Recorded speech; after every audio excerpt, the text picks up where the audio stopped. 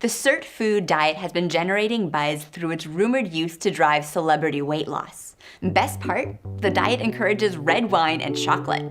What is the diet? Is it supported by evidence? And what the heck is a sirt food? Let's science it. Hey, welcome to Nourishable. I'm Dr. Lara. The Sirtfood Diet was created by Englishman Glen Matten and Irish pharmacist Aidan Goggins. They were studying nutritional medicine together at the University of Surrey when they learned about sirtuin proteins, or sirt for short. Sirt proteins were destined to make these grad school buddies a comfortable income. But how do sirt proteins work? Activated sirt proteins burn fat and preserve muscle by triggering a metabolic switch in your cells.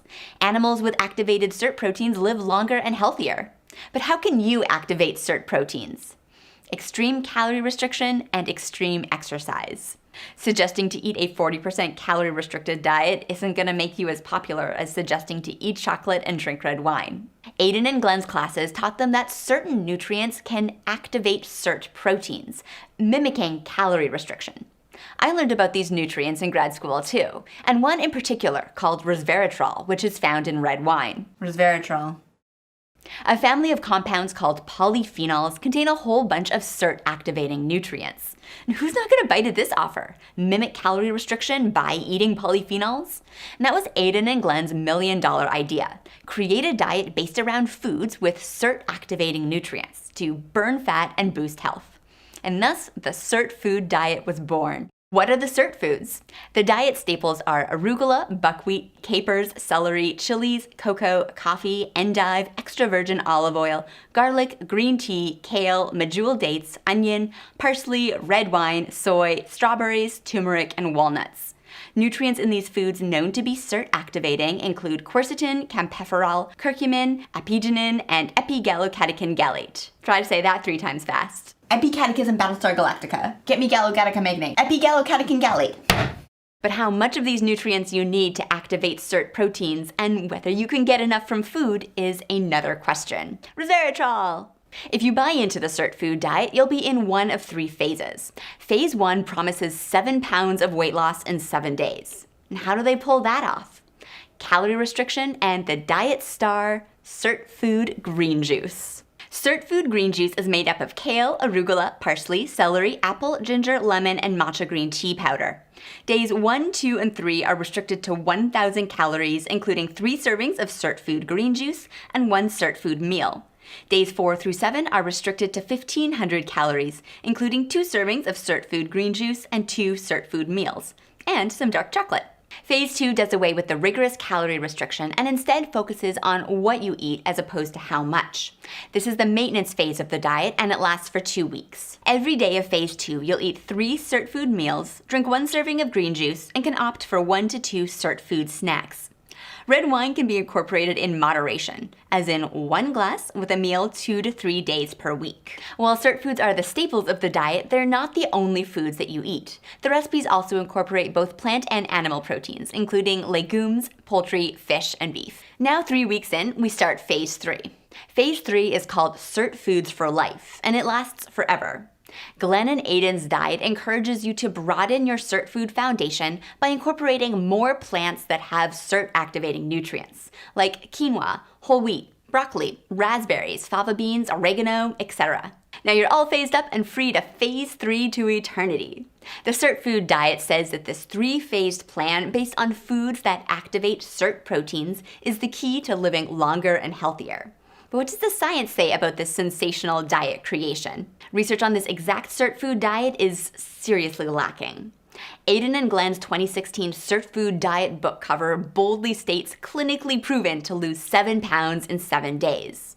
But that clinical proof comes from a pilot study that they ran with 40 members of a super posh gym in London called KX Life. There were a whole bunch of issues with this study that triggered my science spidey sense. First, there was no control group. Everybody was on the Sirtfood Diet, so they have nobody to compare to. Second, the study only looked at the 7 days of Phase 1, so they have no idea what happens after that.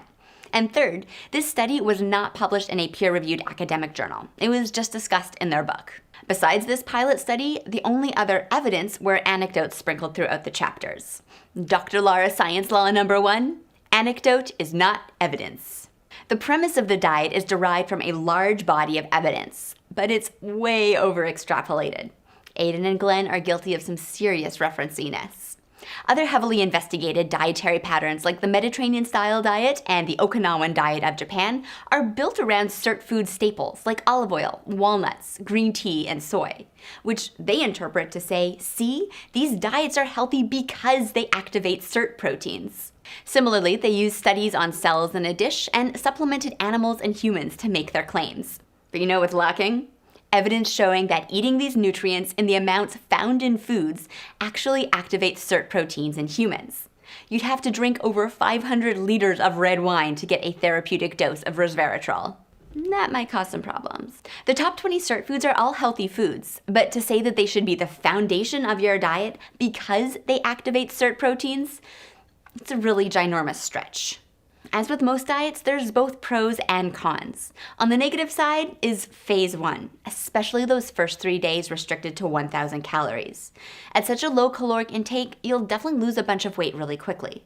But when looking at healthy lifestyles, Dr. Lara Science Law number 2, the changes that last are the changes that matter.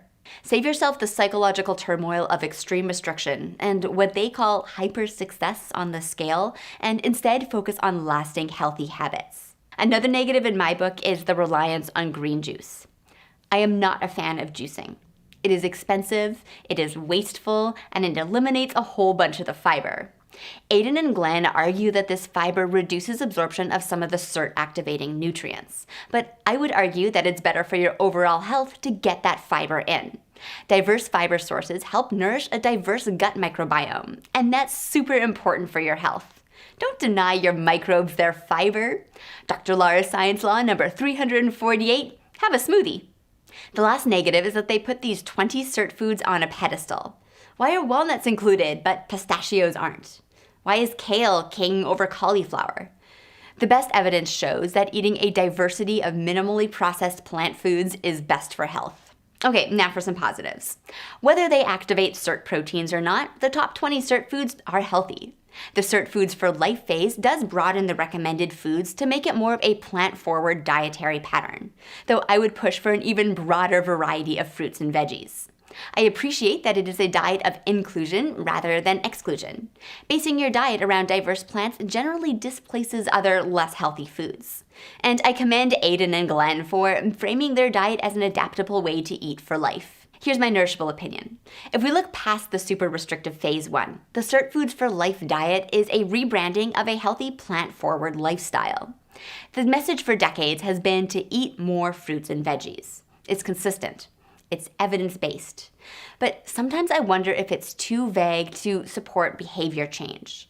While the notion of sirt foods being extra special may be theoretical, I wonder if the prescriptiveness of Aidan and Glen's diet might help support behavior change more effectively than the standard eat more fruits and veggies. My take, Aidan and Glen make a pretty big stretch by creating the notion of sirt foods, but if their prescriptive structure helps introduce people to incorporating more plants into their diet, it could be beneficial. Skip that super restrictive phase 1 because it's just a juice cleanse by another name, and go straight to phase 2. The recipes are nutrient-dense and delicious. Whether you call them sirt foods or not, eating a diversity of plants is healthy for you. That's what science tastes like. Thanks for tuning in to Nourishable. Check out all my references in my video description, and be sure to subscribe to stay up to date on all things nutrition. I picked the wine from the label.